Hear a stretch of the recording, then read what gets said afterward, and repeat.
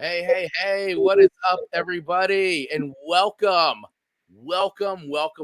to another episode of Rocket Live. I am your host, Chris Vaglio, and today I am here to do another great interview with another outstanding guest to learn about what they're doing, why they're doing it, what they're passionate about, the whole nine yards. So before we get into it, once again, want to welcome everybody for joining us here today live.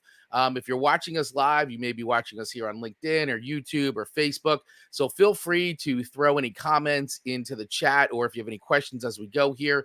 If you're listening to the audio version of this, then thank you very much. You can always listen to the audio version over on Spotify, Apple, Google Play, all the places that you listen to all your favorite podcasts. So if you can do me a favor, hit that subscribe button right now so that way you get notified every single time a new episode is dropped via podcast, wherever you listen to those. And as well, if you're watching this on YouTube, do me a favor, hit that subscribe button there, because when you hit the subscribe button, it not only helps me grow the show, the channel, but it also helps the guests that I have on, so that way they can reach a wider audience. And with all that said, I do want to thank really quick my title sponsor, Coffee with Kerry podcast. Make sure you check out the Coffee with Kerry podcast once again on all your favorite podcast platforms, as well as YouTube. And if you love a little bit of interviews mixed in with game show and a whole lot of fun, you definitely want to be checking out the Coffee with Kerry podcast. And thank you so much for all your help, Coffee with Kerry podcast. You are our title sponsor. Rock and roll. And with that, diving into it, my guest, love it. I love this. This is like I took a little break and now I'm back, and I'm back with like a bona fide rock star on the show. This is great. Khalil Stultz, what's up? How are you? I'm well, man. How are you? Good. So I appreciate you coming on. Thanks for being patient as we sort of were making some moves on some transitions behind the scenes here, but I wanted to make sure that I came back with a bang for you specifically. I love it, man. Welcome back. Yeah, thank you. And really happy to have you on the show today. And I love what you're doing. And I really want to get into it because I think that what you're doing as far as your company goes is really fascinating to me. And I always love people who, once again, I have so many great people who come on the show, people who are just like so good at what they do and just creative and really unique and just doing their own thing. And I think that what you're doing, once again, I find it really cool and unique. So why don't we start with what you're doing and what you're kind of all about, and then we'll talk a little bit about your background and why you love doing what you do. But why don't you fill everybody in on a DirectKonnection? Yeah, absolutely. So what we do at a high level, 80,000 foot view, if you will, we do done for you outreach primarily through LinkedIn for our client base. So if you've ever been one of those people who like, okay, I've been on LinkedIn, I see people are there. How do I make the transition from potential connection to legitimate clientele and opportunity? So we help people in that, going from point A all the way down the line to pre-qualified, pre-screened booked appointments through LinkedIn outreach. Yeah, and I think this is really cool because once again, what you're doing is it's because I know a lot of people when I, especially me, I mean, I'm on LinkedIn all the time, and I know a lot of people who watch and listen to the show are on LinkedIn, of course. And it is one of the most consistent things that I hear is like, how to get a hold of people on LinkedIn. And I know that, I mean, listen, you're not immune to it either. You're on LinkedIn and you get these like messages that just show up on your in your message box, and you're just like, you can tell right away, oh man, this is just kind of, it feels so spammy. But see, what I like that when we talked and what you're telling me about is that it's not like that at all. This isn't like the sort of the creepy message that just shows up in your box and is just like, sounds like a robot, Right, exactly. There's a ton of nuances, right? I love to tell people, consider it like, the dating world, right? Yeah, what separates you from getting the next step or not is the approach. Right. And when the approach is right, then you have a lot more opportunity to move forward to next steps. Yeah, absolutely. And I think that's a key thing, is because, listen, I mean, we're all, especially when we're in our own businesses, and it's just us doing our thing. So we're not only in charge of executing whatever product and service that we're delivering, but we're also in charge of our own sales, our own marketing, and closing business and doing all that. And so, it's a challenge. And so it's why I love to hear about tools like this that are able to help and facilitate the process for, somebody like me, and like we're solopreneurs, or, we're small business owners. Mhm. And so it just makes that timing more efficient. But I love the personalization of it, which is so important to me, because I can't stand stuff that comes off sounding templated, or it just doesn't sound like me. It doesn't sound like my brand. And I think that's another key quality here that you're talking about. Absolutely, absolutely. I tell people, most entrepreneurs we're structured to always think forward, and we don't take any time strategically to look backwards to create opportunity for optimization. Right. So oftentimes, what happens, you'll find that there are areas of improvement that could be taken advantage of when you take a second to look back. Right. And there are ways to, once you do that, optimize what you're doing now and moving forward. So with outreach, that's no exception. Right. How can we optimize outreach? Yeah. Right. So that way there's a higher likelihood of somebody saying and seeing your outreach and saying, yes, I want to talk more about this. Right. So there are strategic ways to do that. So that way you don't fall into that same bucket that most people fall in, which is nobody's responding to me, nobody, and so forth.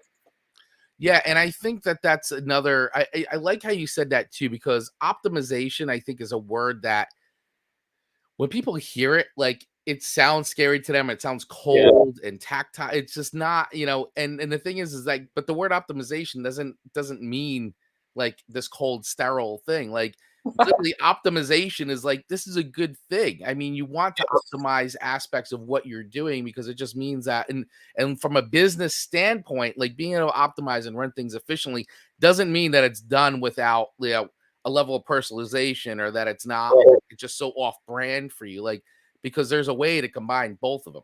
Correct. 100%. Right. And this is what I tell people too, think about all the things that are common, that seem to be a common theme amongst your ideal client base or your ideal client persona. Right. If you look at it, you'll start to see that there are some very unique similarities amongst the people you work best with. Right.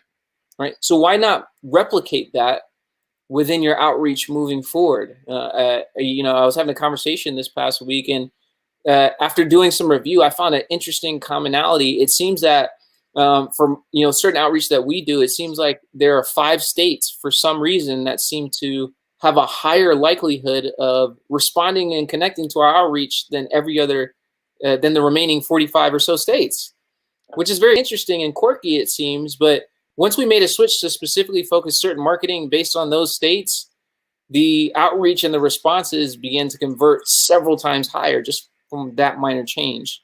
So that may sound quirky, but start to look at those kind of similarities.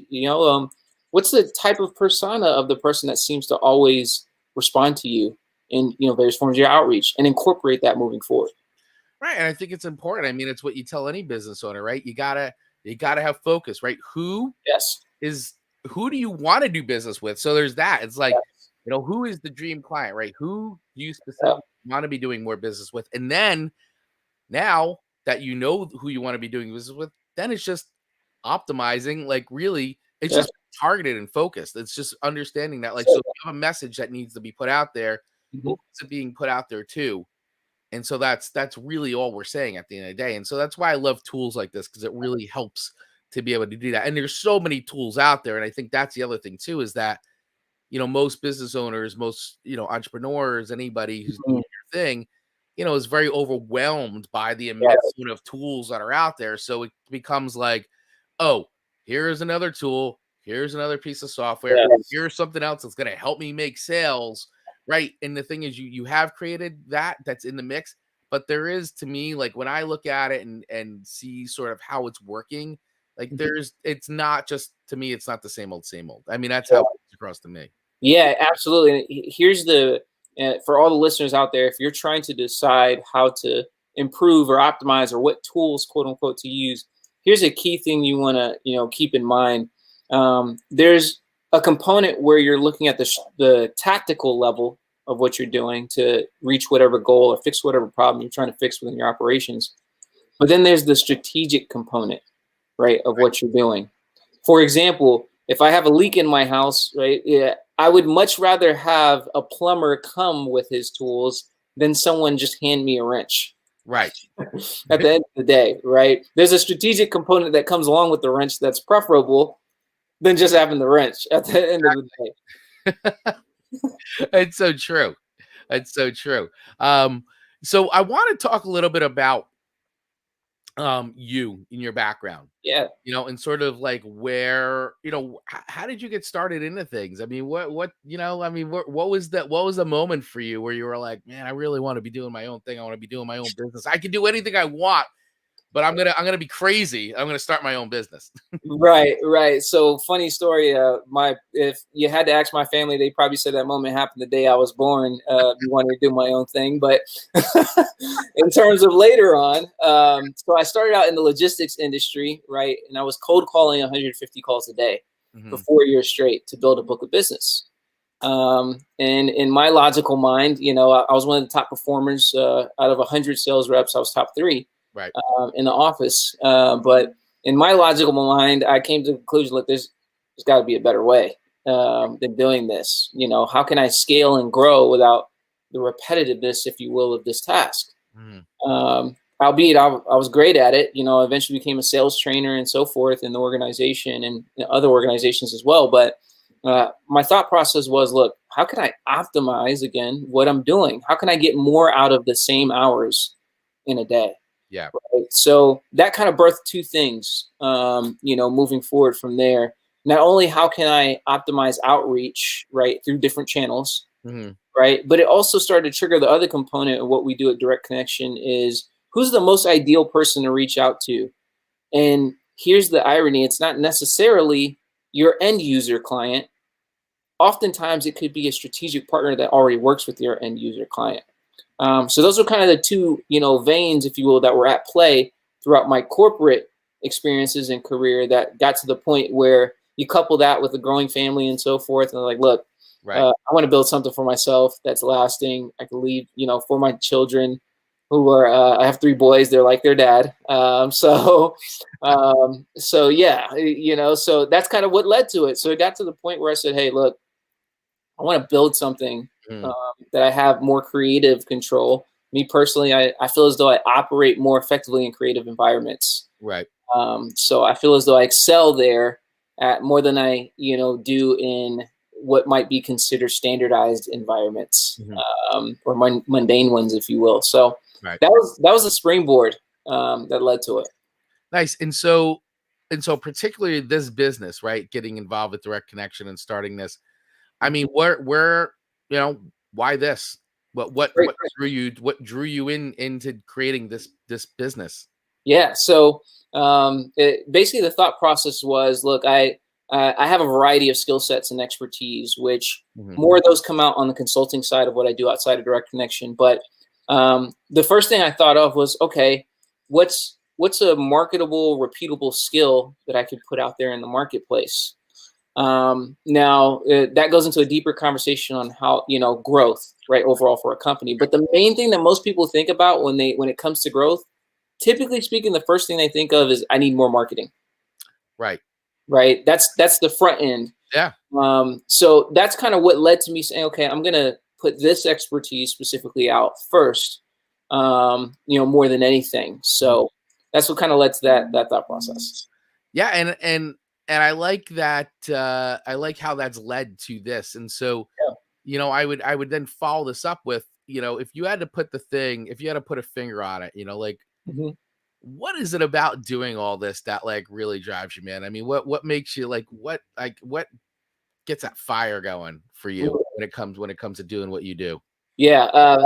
I got to say, when it comes to growing wealth for my family is a big thing. Right.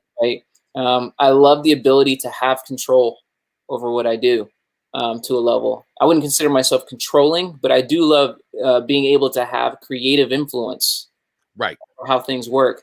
Now, one thing that I'm really passionate about is coming up with creative solutions, right? I like puzzles, if you will, right? And businesses oftentimes can be just that.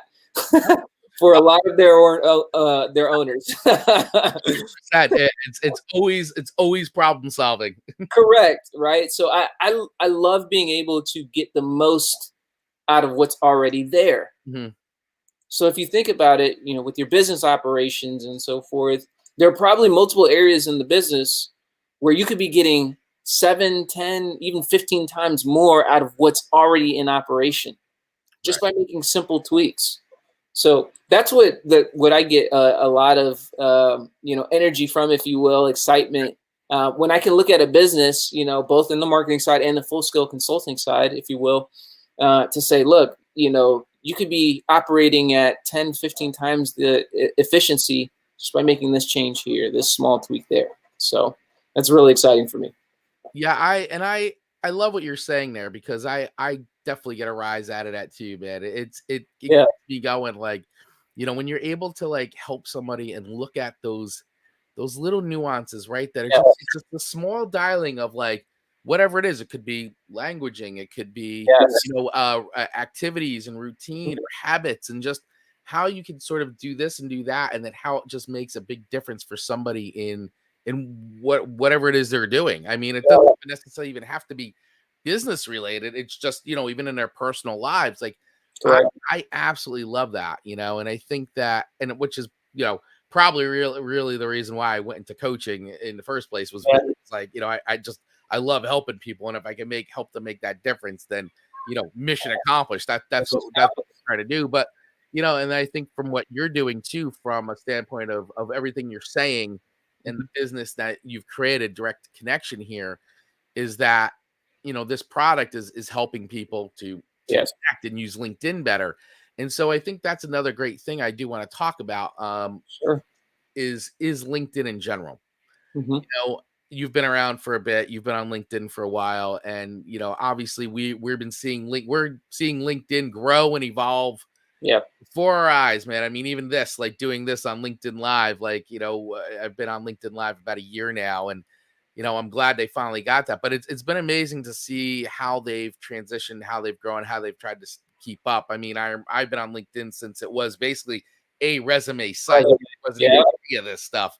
And now it's like actually like a really, and as my friend Job Obama always says, LinkedIn is a global networking event that never ends. Yeah. I love that. I love that too. I love when he told me that. I was like, oh man, I love that. I'm totally stealing that. But Yeah. I always give him credit. But the but with that being said, Mhm. um, how have you, I think direct connections is a great like direct result of the changes in LinkedIn and how you've been able to position and respond to that need, right? So Mhm. what are the things that you're seeing too with LinkedIn beyond what you've got going here with direct connection? Like what are you seeing personally, and like sort of what are some of the things that you're doing above and beyond using like direct connection? What are some of the things that you're using or utilizing, or Mhm. you know that even best practices for anybody listening to this, and especially those watching on LinkedIn or listening to this? Yeah, yeah. So I have a few thoughts there actually. In terms of what I see happening kind of on the horizon or even kind of now here, you mentioned live, but events, right? Oh, Events that's are a good huge. If you can learn to leverage, and that's, again, how can we get the most out of our efforts? But if you can structure yourself to where you can sell one to many, right, through events, right, there's a ton of credibility that's built, right, on a platform such as video, again, where people do business with those they know, like, and trust. We've all heard it. it. But let's break that down tactically, Mm, right? When somebody sees your face, hears your voice, is interested in what you do as a solution for them, and they show up to an event, for an example, that's a lot of intent, yeah. right? So one thing I would say keep an eye out for are how to successfully do events, right? And conduct events is one thing. Another thing I would highly suggest is to learn how to perfect strategic partnerships, joint venturing, power partnering, uh, Collaborations. collaborative efforts will catapult your business when done correctly, and it's actually less effort. I can't stress that enough. I You know, That's something you're saying. I agree yeah, with that. I can't agree with that any more than Yeah. That is huge. Those collaborations and partnerships and things like that are huge. Yes. Don't stop looking at it as competition. It's collaboration all day. Collaboration all day. All day. And All if day. you can master that, and here's the thing, major companies do this, right? But it's foreign to the small to mid-sized business owner oftentimes. Mhm. It's so underutilized, but I'm telling you, if you can double down on anything, if you had to incorporate anything different to try and get to the quote unquote next level in your operations, Right. let it be joint venturing. Mm. It's that, and here's why. I like to put it this way, right? Most issues that business owners run into is they scale what I like to call in a toxic manner. What do I mean? When you scale, right? Everyone's trying to achieve growth, quote Mhm. unquote, right? But think about all the things that go along with that. We do have to pay for more marketing. And if we got more marketing, that means we need more sales. If we got more sales, we need more infrastructure and fulfillment. Right. So your business might have 3x, but you're probably making the same, if not less, as the owner, right? Because of that. Yeah. So the question is, how do you grow without having to scale your infrastructure? Most people don't think about that. It's a great question. And you're right. You're right. And that's how, and think about it. How can I increase my top line and bottom line, Mhm. right, without having to increase my infrastructure? Well, hey, if I got the right joint venture, right, both on the front end to drive more opportunity, structured a joint venture on the back end for fulfillment, right? I become a mutual profit center in between, right? Without having to hire, train more people, etc., deal with churn and Increase your retention. overhead. There it is, right? So there's so many things you could do with joint ventures, and again, even with competitors. Mhm. If you have what looks like a competitor, but you have two different price points, oh, that's a great collaboration right there, Mm. right? So if let's say you have an offer that's less expensive, quote unquote, than you're called competition, you could be a profit center for them, because think about how much business they're turning down True. because that potential client couldn't pay that price. Right. That's a pre-vetted lead that's highly interested and wants to move forward. And the only thing stopping them was that person's price point. Well, hey, let's do a revenue share, and I'll fulfill for them, or even vice versa, right? If my price points are higher than others, think about how many clients you're turning down specifically because of price. Mhm. That one right there is a nugget that can I kid you not, 2 to 3x your profitability Yeah. in a matter of months of implementing this. Well, it sounds like it's something you have a lot of experience with. Yes, and that's kind of some things I do on the consulting side. We do that through DirectKonnection, as well as we help people target joint ventures, convert them. On the consulting side, I actually do that for companies, right? I go in, structure, negotiate, target joint ventures, et cetera, and partnerships.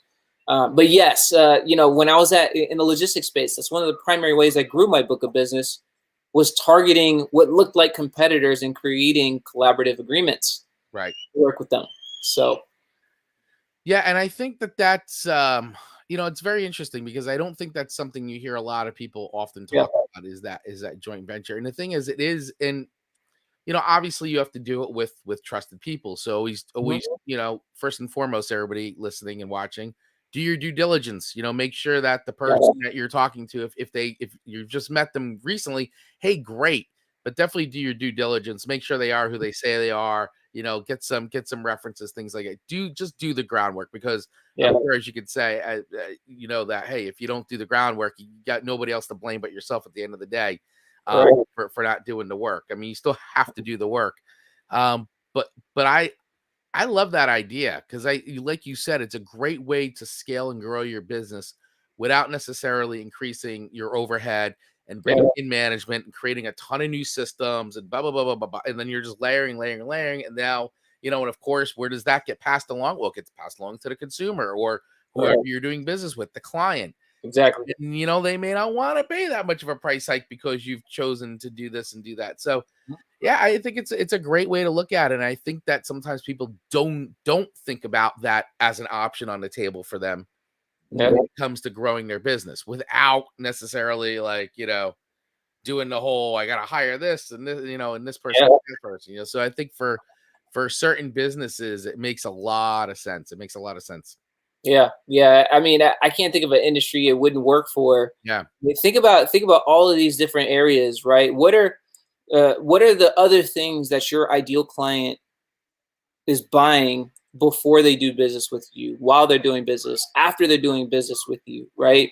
I mean, I'll give you this example. If you're a realtor, Mhm. let's say, if somebody's buying a house, what are they typically buying along with it? Insurance, right? Furniture. Yep. We can go on and on. I mean, you go on and on for all the all the stuff that they're gonna need. Yeah, definitely Exactly. insurance, furniture are big ones. Yeah. You just can't. So think about whatever your offer is for those listening, think about that. How could you incorporate those solutions into your wheelhouse now to create an all-encompassing solution Mm, for your client base? They already trust you if they're already buying from you.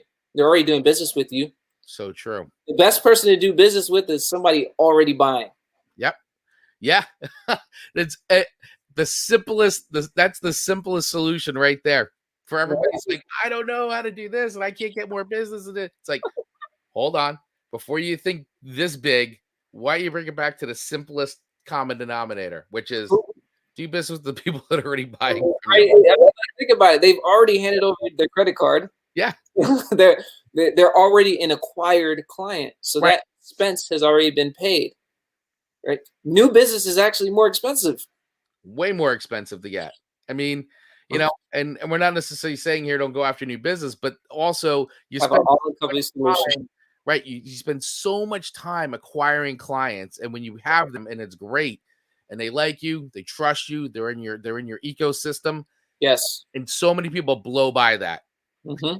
They Yeah. totally blow by it, and it's like, focus on the people doing business with you, focus on the community you've built. That's where that's where the revenue is. That's where the opportunities are. Yeah. So if you stop and slow down and think for a little bit, take stock and go, wait a second, I'm putting this much time. If I reduced this time into putting, Absolutely. I'm going this much time in a new business. If I do this and then throw the rest of the time at the business I've gotten already, guess what? There's Huge, money in those hills. huge difference. So yeah, I always tell people, have multiple solutions, if you will, or ways that you can serve your client at the highest level.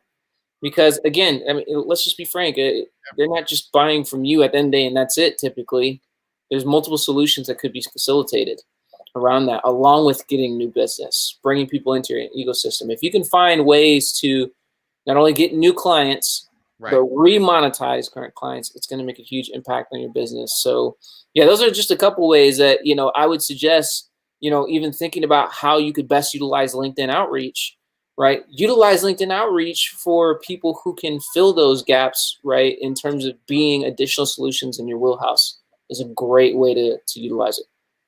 Makes a lot of sense to me. Hopefully, it Yeah, makes a lot of sense to everybody else out there who's been listening and watching this. yeah. Um, Well, man, I cannot believe the time has gone by this fast. So, I guess what we'll do is we'll wrap it up. But I do want to, and I've been bringing this up on screen the whole time. But for those listening to the audio version of this, you definitely want to head over to directconnection.com, and that's with a K. So directconnection.com with a K. And also there will be a link in the show notes. So if you go to the show notes of wherever you're watching or listening to this, you'll be able to click a link and it'll take you right to the website. So, but before we split, I want to make sure I give you last words, man. Hey, well, look, I'm happy to be here, and if there's anything I want to leave business owners with, it's this. Start thinking about how you can get the most out of what you're already currently doing. You can truly get more while doing less with that thought process. So hopefully that helps. I think that is wise words, my friend. I love that. That is good stuff. And I think it's always important. Like I think everybody spends so much time trying to, do more, but it's really like it's a lot about doing less in your business to get bigger Yeah, results a lot of times. I mean, we're all worse ends. We get in our own way all the time. So, yeah, that's why you need people like us to kind of come in and go, hey, you're doing too much. yeah. Do a lot less and you're gonna get a lot more. I'm telling you, because then you're more focused and you're targeted in your efforts. Yeah, 100%. Yeah. 100%. Well, absolutely, man. This was great. Thank you so much for coming on the show today, and for having this great conversation and learning a little bit about who you are, what you do, and sharing your story with all of us here. It's really great, and that's why I started this podcast in the first place. Is I want to be able to have people who can come on, share their story, talk real, and they're just sharing their experiences. So I appreciate you being honest and hanging out with us today, man. This is great. This is Yeah. wonderful. Thanks for having me, man. Absolutely. Anytime. Welcome back anytime. Hey, I love it. For those of you who have been watching live, thank you all so much for watching today. Thanks for participating in the chat. Really appreciate each and every one of you. Thank you to everybody who will be listening to the audio version of this. As usual, you can check us out anywhere you listen to podcasts, Spotify, Apple, Google, iHeartRadio, all the spots is where you can look for the Rocket Live podcast. And if you're interested in being a guest on the Rocket Live podcast, feel free to reach out to me direct. Make sure you use all the links in the show notes. That'll give you access to all my guests' information, as well as information about myself, Rocket Growth Agency, and the Rocket Live show. If you want to just reach out to me directly, you can text Let's Rock to 88500, and then I'll give you an instant connection to me, and we can connect. With that being said, thank you all again for joining us. Thank you to our title sponsor, Coffee with Kerry Podcast. Make sure you check out Coffee with Kerry Podcast over, once again, anywhere you listen to podcasts and over on YouTube as well. So, all right, everyone, have an awesome rest of the day. And as I always love to say, be authentic, be yourself, and always remember to rock it. See you guys.